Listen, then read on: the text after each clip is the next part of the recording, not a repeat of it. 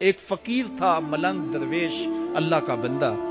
اس کی عادت یہ تھی کہ اپنے ڈیرے پہ آنے والوں کو کھلاتا، ان کو پلاتا، ان کی ضروریات کا خیال رکھتا، لیکن کو مالی آسودگیاں نہیں تھی. ہوتا یہ تھا کہ بعض اوقات لوگ آتے تو ادھار لے کر کے وہ لوگوں کو کھلا دیتا. خیر، چونکہ فقیر کا مزاج یہ ہوتا ہے کہ لوگ آئیں اس کے ڈیرے سے کھائیں. بابا بلے شاہ نے بھی کہا تھا نا، اٹ کھڑک کے دکڑ بجے تتا ہووے چلا، آن فقیر کھا کھا جاون راضی ہووے بلا. یہ فقیروں کا مزاج ہے. تو جو بھی آتا اس کے ڈیرے سے کھاتا اور وہ ادھار اٹھا اٹھا کے لوگوں کی ضروریات کو پورا کرتے رہتے.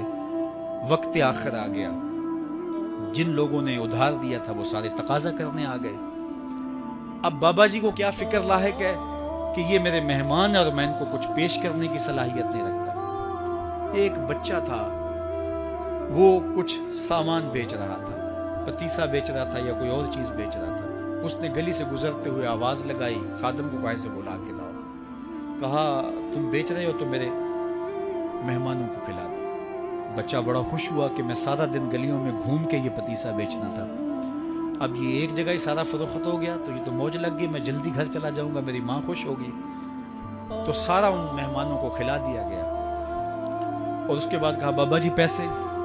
کہا تم بیٹھ جاؤ، جب ان کو ملیں گے تو تجھے بھی مل جائیں گے. وہ بیٹھ گیا، 2 4 10 منٹ بیٹھا تو بچہ تھا پھر کھڑا ہو گیا، بابا جی پیسے.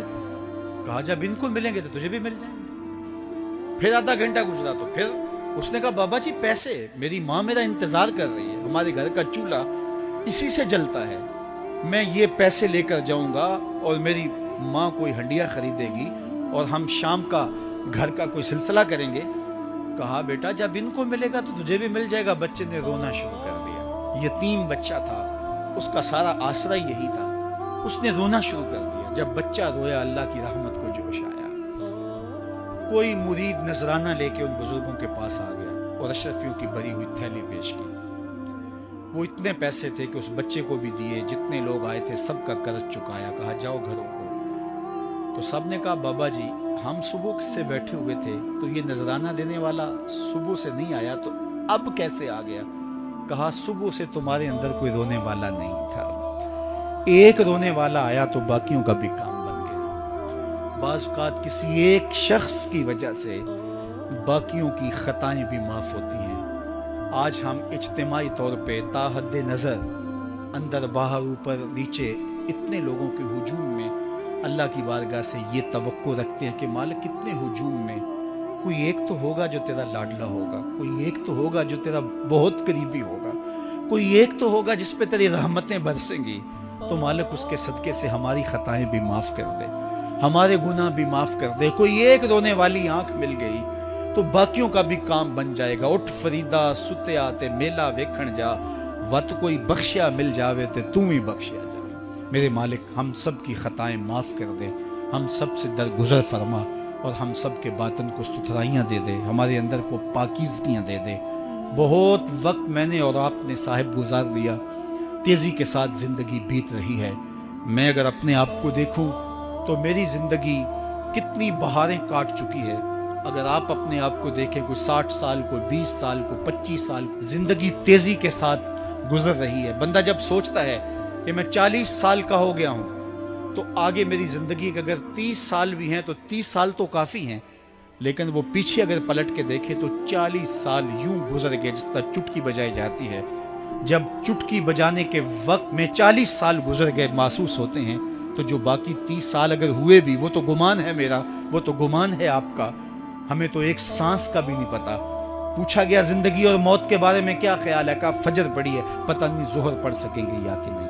کہا اتنی لمبی امیدیں لگائے بیٹھے ہو. کہا ظہر پڑی ہے، پتہ نہیں عصر پڑھنے کا موقع نصیب ہوتا ہے کہ نہیں. کہا یہ بھی طول عمل ہے. ایک بولا عصر پڑی ہے، پتہ نہیں مغرب پڑھ سکیں گے یا کہ نہیں. کسی نے کہا ایک رکعت پڑی ہے، پتہ نہیں دوسری رکعت بھی پڑھنا نصیب ہوتی ہے یا نہیں. کہا یہ سب تمہارے منہوں کی باتیں ہیں. میں تو کہتا ہوں ایک طرف سلام پھیرا ہے، پتہ نہیں دوسری طرف سلام بھی پھیر سکیں گے یا کہ نہیں. کیا موت اتنی قریب نہیں ہے؟ ہم نے اپنی آنکھوں کے سامنے لوگوں کو جدا ہوتے یوں نہیں دیکھا ہے. ہم کہتے ہیں اس کی خبر سنا رہے ہو موت کی، یہ تو میں نے ابھی سبزی والی دکان پہ دیکھا تھا. لیکن جب موت آتی ہے تو ایک لمحے کا تقدم اور تاخر نہیں ہوتا. تو صاحب آئیے اپنی زندگی کو اللہ اور اس کے رسول کی راہوں پہ ڈالیں. آج وقت ہے, آج موقع ہے, آج توبہ کا دروازہ کھلا ہے, کل سب کچھ نہیں ہوگا. آج اس کی رحمتیں آواز دے رہی ہیں. آج وقت ہے, وقت پر کافی ہے. ایک قطرہ بھی آب خوش ہنگام کا جل گیا جب کھیت برسا می تو پھر کس کام کا. جوانوں میں آپ سے مخاطب ہوں, اللہ کو بوڑھے کی توبہ بھی پسند ہے.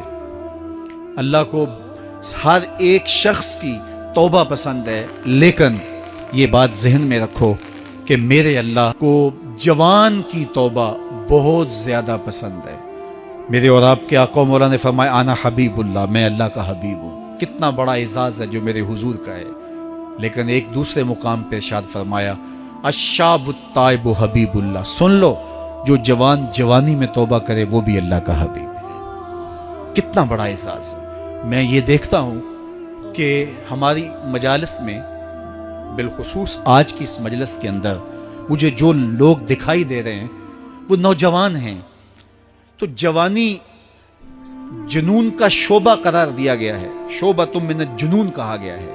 لیکن وہ جوان جس نے اپنی جوانی اللہ کی یاد میں گزاری, اللہ کے ذکر میں گزاری. جوانوں, عبادت کی لذت بھی جوانی میں ہے. اگرچہ جوانی مستانی ہوتی ہے, ذرا اس مستانی جوانی کو تہجد کے مصلے پہ لا کے دیکھو. کیا مستی چڑھتی ہے سجدوں کے اندر, کیا لطف ہے قیام کے اندر, کیا سکون ہے رکوع کے اندر. اس جوانی کو مالک کی چوکھٹ پہ لاؤ, پھر دیکھنا کہ یہ جوانی کتنی لذت آفریں ہوتی ہے. اور پھر اس جوانی کے بدلے میں اللہ تعالیٰ تمہیں کیا کیا عطا فرماتا ہے. وَرَجُلٌ قَلْبُهُ مُعَلَّقٌ بِالْمَسَاجِدِ, وہ آدمی جس کا دل مسجد کے ساتھ وابستہ ہوتا ہے. اللہ کے گھر کی تعمیر, اللہ کے گھر کی تزئین, اللہ کے گھر کی صفائی ستھرائی, اللہ کے گھر کی آباد کاری, اللہ کے گھر کی حاضری, یہ اس کی زندگی کا مشغلہ ہے. مسجد کے ساتھ وابستہ ہے. اس کو جنون ہے اللہ کا گھر خوبصورت ہو, اس کو جنون ہے اللہ کے گھر میں رونق ہو, اس کو جنون ہے کہ اللہ کے گھر میں صفائی ستھرائی ہو, پاکیزگی ہو, لوگوں کا آنا ہو اور لوگوں کا مسجد سے ربط ہو, اور مسجد کی حفاظت اس نے اپنے ذمے لی ہوئی ہے. مسجد کے کام وہ غلاموں کی طرح کرتا ہے. سنو سنو, میرے حضور نے فرمایا قیامت کے دن اللہ اسے اپنے عرش کا ٹھنڈا سایہ عطا فرمائے گا. فرمایا کچھ لوگ مسجدوں کی میخیں ہوتی ہیں, جس طرح لکڑی میں کیل ٹھک جاتا ہے, وہ بھی مسجد میں یوں ٹھک جاتے ہیں. جب بھی تلاش کرو مسجد میں ملیں گے. فرمایا جب وہ بیمار پڑ جاتے ہیں اللہ کے فرشتے ان کے گھر میں حال پوچھنے جاتے ہیں. یارو, جوانی کے ایام میں مسجدوں کے ساتھ اپنے آپ کو وابستہ کرو. مسجدوں کی صفائی بھی اپنے معمولات میں شامل کرو. جس طرح آپ اپنے معمولات بتاتے ہیں کہ ویکینڈ پہ میں یہ کرتا ہوں, روزانہ کی میری جو ہے وہ ترتیب یہ ہے, مہینے کے بعد ایک مرتبہ یہ تفصیلی کام کرتا ہوں. اپنی زندگی میں مہینے بعد, 8 دن بعد, یا جب آپ کو فرصت ہو, مسجد کی صفائی کا اپنے اوپر ذمہ لو. کسی بھی مسجد میں چلے جاؤ, اس کو صاف کرو. جب تم اللہ کے گھر کو دھو گے, اللہ تمہارے دل کو دھو دے گا, تمہارے دل کو اللہ پاک کر دے گا. تو یہ مسجدیں کعبۃ اللہ کی بیٹیاں ہیں. اللہ تعالیٰ نے مسجدوں کے ذریعے زینت دی ہے زمین کو. جس طرح آسمان ستاروں سے سجا ہوا ہے, زمینیں مسجدوں سے سجی ہوئی. اس لیے اللہ کے گھر کے ساتھ جو شخص ربط رکھتا ہے, میرے اور آپ کے آقا و مولا نے فرمایا قیامت کے دن اس کو اللہ اپنی عرش کا ٹھنڈا سایہ عطا فرمائے. وہ آدمی جس میں تنہائی میں اللہ کا ذکر کیا, اللہ کو یاد کرنے بیٹھ گیا, کوئی دیکھنے والا نہیں تھا, وہ تنہا تھا, حجرے میں تھا, اپنے بند کمرے میں تھا, اپنے رب کو یاد کیا. اللہ کی یاد کرتے کرتے اس کی آنکھوں سے آنسو ٹپکنے لگے, اس کی آنکھیں آنسوؤں کا خراج دینے لگی. تو میرے اور آپ کے آقا و مولا نے فرمایا کہ یہ آنسو اتنے قیمتی ہیں, ان آنسوؤں کے بدلے میں قیامت کے دن اسے عرش الہی کا سایہ نصیب ہوگا. عرش الہی کا سایہ اسے نصیب ہوگا ان آنسوؤں کے بدلے میں. رومی علیہ رحمہ فرماتے ہیں جہاں پانی گرتا ہے وہاں سبزہ اگتا ہے, جہاں آنسو گرتے ہیں وہاں رحمت اترتی ہے. تو اس لیے جو اللہ کی یاد میں رونے کا لطف ہے اور اللہ کی یاد میں آنسو بہانے کا اجر اور صلہ رکھا گیا ہے, یہ گناہوں کو دھو ڈالتا ہے, یہ اندر کی صفائی اور ستھرائی کا سبب اور ذریعہ ہے. میرے اور آپ کے آقا مولا نے فرمایا راتوں کی تنہائیوں میں اٹھ کے قرآن پڑھا کرو اور قرآن پڑھتے ہوئے رویا کرو. پھر فرمایا فَإِن لَّمْ تَبْكُوا فَتَبَاكُوا, अगर रोना ना आए तो रोने की कोशिश किया करो। हजरत दाता गंज बख्श अली हजवेरी से एक मुरीद ने कहा, हजरत अगर रोने की कोशिश करें फिर भी रोना ना आए, फरमाया फिर अपने मुकद्दर पे रोया करो।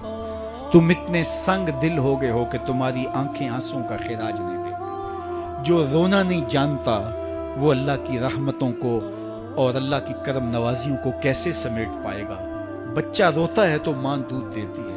जब बंदा अल्लाह की हुजूर इल्हाओ जारी करता है, इज्ज करता है, इनकिसारी करता है, तो अल्लाह की रहमतों को जोश आता है और अल्लाह ताला की रहमतें उस पर बरसती हैं और उसके न सिर्फ गुनाह माफ होते हैं बल्कि अल्लाह ताला उसके गुनाहों को बदल के नेकियों में तब्दील कर देता है। और मैं तो समझता था कि इस मर्तबा हमने जगह को काफ़ी कुशादा कर लिया और जितने भी लोग आएंगे वो इस जगह में समा जाएंगे, लेकिन आज फिर इस जगह ने अपनी तंग दामानी की शिकायत की। अल्लाह ताला जल्ला शानु हमारे लिए आसानियाँ पैदा कर दे। और आज की शब हमने ये भी दुआ करनी है, एक तो हमने ये आरजू की है कि 2019 के अंदर अंदर हमने मरकज़ मुस्तफ़ा की तकमील करनी है। ये मेरे बस का रोग नहीं है, करोड़ों रुपए दरकार हैं, लेकिन आज की रात की हुई दुआएं अगर कबूल हुई तो ये टारगेट मुश्किल भी नहीं होगा। अल्लाह लोगों के दिलों के अंदर ये बात डाल देगा और वो सआदत समझ के इस काम को अपने ज़िम्मे लेंगे। हर शख्स ये समझे कि इस मरकज़ की तामीर मेरी ज़िम्मेदारी है और मैं अपनी इस्तिताअत के मुताबिक इस ज़िम्मेदारी को निभाऊंगा। हमने ये भी मांगा है कि मेरे मालिक हमें वसी व अरीज़ जगह भी नसीब फरमा कि जिसमें हम अपने आने वाले मेहमानों को अच्छे अंदाज से बिठा सकें, उनकी ज़रूरियात को पूरा कर सकें, उनके लिए पार्किंग फराहम कर सकें। मुझे पता है जिस मुश्किल के साथ आप लोगों ने अपनी गाड़ियां खड़ी की और जिस मुश्किल के साथ अब यहाँ बाहर, अंदर, ऊपर और मरकज़ के हॉल्स के अंदर, यहाँ बरामदों में जिस तरह आप खड़े हैं, सब मेरी निगाहों में हैं। अल्लाह आपको इसका बेहतर सिला देगा। जो अज़ीमत के राही, हम जो अज़ीमत के राही, मंजिल पे जाकर दम लेंगे, मैदाने अमल में निकले हैं, मैदाने अमल में निकले हैं, बातिल को मिटा कर दम लेंगे, हम जो अज़ीमत के राही, मंजिल पे जाकर दम लेंगे। इतने लोगों की आमीन के साथ तेरी बारगाह में दुआ है, इस मरकज़ मुस्तफ़ा को क़यामत तक सलामत रखना, इसकी रौनकें आबाद रखना। जिस शख्स ने मरकज़ की तामीर के लिए एक ईंट भी दी, अल्लाह उसे जज़ा देना। जिसने गुजरते हुए मोहब्बत की नज़र से देखा भी, अल्लाह उसे भी जज़ा देना। अल्लाह मरकज़ की तामीर के लिए हमें ख़ज़ाना गैब से वसाइल अता फरमा। अल्लाह तू करीम है, हमारे लिए आसानियाँ पैदा कर देना। अल्लाह तेरे बंदे जुमातुल मुबारक को इज्तिमाआत में, दीगर मौक़े पे यहाँ हाजिर होते हैं, हमारे लिए इनकी सवारी खड़ा करने के लिए, इनके बैठने के लिए जगह नहीं है। मेरे मालिक, ये जिस मोहब्बत से आते हैं, हम पलकों पे भी बिठाएं फिर भी हक अदा ना हो। मालिक, इनके लिए, अपने इन बंदों के लिए, तेरे दीन के ये मेहमान होके आते हैं, अल्लाह इनके लिए वसी और कुशादा जगह नसीब फरमा दे। अल्लाह तेरे लिए कोई मुश्किल नहीं है, इनके लिए कुशादा जगह अता कर दे। उसके लिए ख़ज़ाना गैब से हमारी मदद फरमा, हमारी नुसरत और इयानत कर दे। अल्लाह ये जो मुश्किलें सहते हैं, तकलीफ़ें सहते हैं, अल्लाह इसका इनको सिला अता कर दे, इसकी इनको बेहतर जज़ा अता कर दे। अब तमना नहीं, फिरदौस में जाकर दम लेंगे, हम जो अज़ीमत के राही, मंजिल पे जाकर दम लेंगे।